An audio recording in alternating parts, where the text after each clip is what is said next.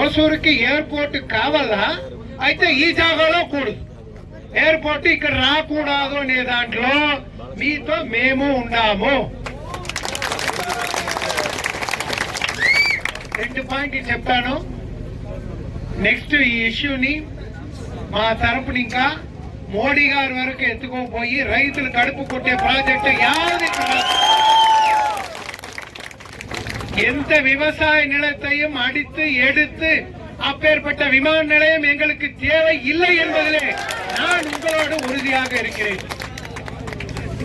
ஒரு சின்ன காரியம், நம்ம நண்பர்களா வந்தாங்க, அருண் எல்லாருமே வந்தாங்க. சார் இந்த எஸ்டிஆர் ரோடுக்கு சர்வீஸ் ரோடே கிடைக்கல சார், 5 வருஷமா போராடிட்டு இருக்கோம்னு சொன்னாங்க. இன்னைக்கு மதியானம் சொல்றாங்க, நாளைக்கு மதியானம் 1 மணிக்கு நிதின் கட்கரி வீட்டுல இந்த 6 பேருக்கு சாப்பாட்டோட வரவேற்பு.